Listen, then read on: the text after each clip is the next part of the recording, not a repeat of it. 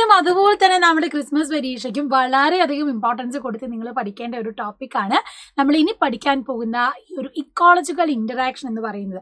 നിങ്ങൾ ഹയർ ക്ലാസ്സിലേക്കൊക്കെ ആണെങ്കിലും വളരെ അത്യാവശ്യമായിട്ട് വേണ്ട ഒരു ടോപ്പിക്കാണ്.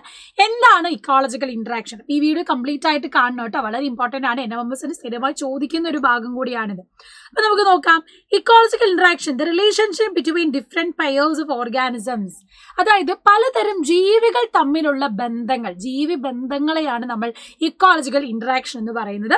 അതിലൊന്നാമത്തെ നമുക്ക് പഠിക്കാനുള്ളത് പാരസൈറ്റിസം ആണ്, പരാത ജീവിതം. പാരസൈറ്റിസം നിങ്ങളോട് എക്സാമ്പിൾ ആയിട്ട് ചോദിക്കാം, അല്ലെങ്കിൽ എക്സാമ്പിൾ തന്നിട്ട് ഇവിടെ പറയുന്നത് ഏത് ഇക്കോളജിക്കൽ ഇന്ററാക്ഷൻ ആണ്, ഏത് ജീവി ബന്ധമാണെന്ന് ചോദിക്കാം.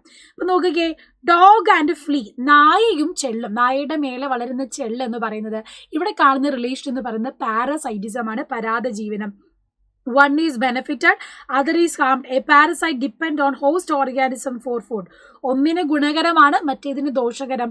പരാതം ആഹാരത്തിനായി ആതിഥേയ ജീവിയെ ബന്ധപ്പെടുകയാണ് ചെയ്യുന്നത്. അപ്പം എന്താ ചെയ്യുന്നത്? ഈ ഒരു ചെള്ള് നായ്ക്കുട്ടിയുടെ ശരീരത്തിൽ നിന്നുള്ള ഭാഗങ്ങളെ രക്തത്തിലൂടെ ഒക്കെ എന്ത് ചെയ്യാണ്?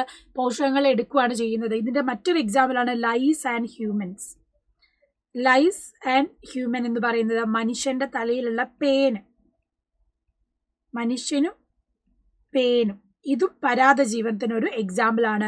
അതുപോലെ തന്നെ മറ്റൊരു എക്സാമ്പിൾ ആണ് നമ്മുടെ മാവിൽ വളരുന്ന ലൊറാന്തസ്, ഇത്തിൽ കണ്ണി എന്ന് നമ്മൾ പറയും. അതും നിങ്ങൾ എക്സാമ്പിൾ ആയിട്ട് പഠിച്ചു വെക്കുക. ലൊറാന്തസ് മാംഗോ ട്രീ,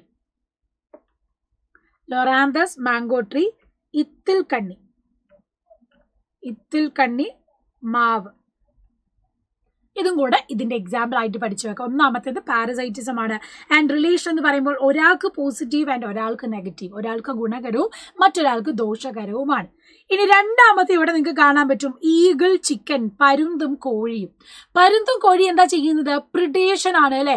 പരുന്ത് പാറി വന്ന് കോഴി കുഞ്ഞുങ്ങളെ പിടിച്ചോണ്ട് പോകുന്നത് നമുക്ക് കാണാൻ പറ്റും. So beneficial to one, harmful to another.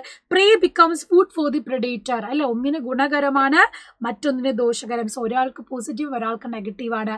എന്താ ചെയ്യുന്നത്? ഈ പറയുന്ന ഇരേനെ ഭക്ഷണമാക്കുകയാണ് എന്ത് ഇവിടുത്തെ ഇര പിടിക്കുന്ന ആളെന്ന് പറയുന്നത്. അപ്പൊ മറ്റൊരു എക്സാമ്പിൾ ആണ് ലയൺ, ഡീർ എന്ന് പറയുന്നത്, മാനും സിംഹവും.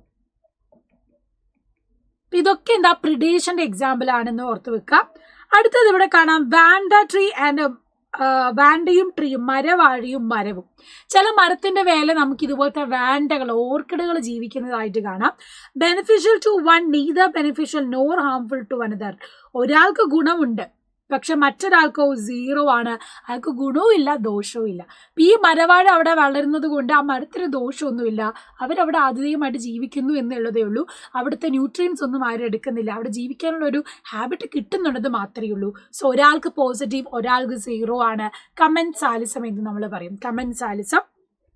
മറ്റൊരു എക്സാമ്പിൾ ബർനക്കിൾസ് ഓൺ വെയിൽസ്. ഈ തിമിംഗലത്തിന് മേലെ ജീവിക്കുന്ന വെയിൽസ് ഉണ്ട്. അല്ലെങ്കിൽ നിങ്ങൾക്ക് ഏറ്റവും എളുപ്പത്തിൽ പഠിക്കാൻ പറ്റുന്നത് ക്രെയിൻ ആൻഡ് കൗ ആണ്.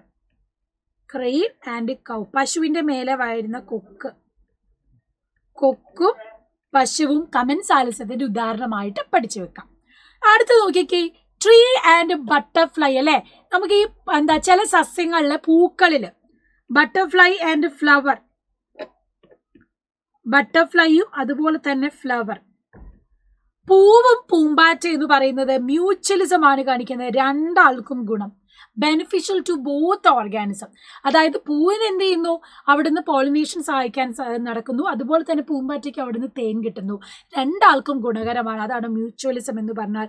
ബെനിഫിഷ്യൽ ടു ബോത്ത് ഓർഗാനിസം, രണ്ട് ജീവികൾക്കും ഗുണകരമാണ്.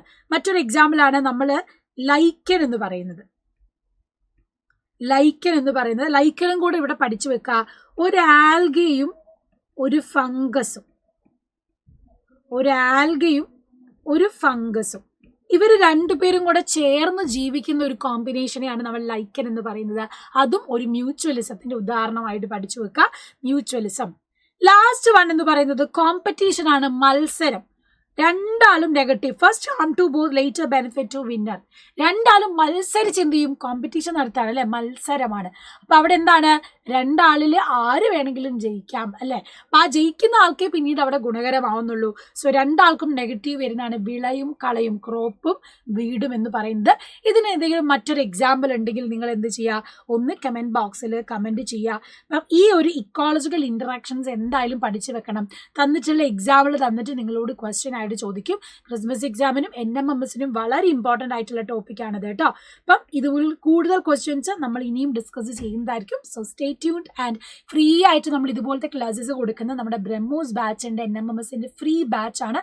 ജോയിൻ ചെയ്യണമെങ്കിൽ താഴെ കാണുന്ന നമ്പറിലേക്ക് വിളിച്ചാൽ മതി. അപ്പം നന്നായിട്ട് തന്നെ പഠിക്കാം. ബൈ.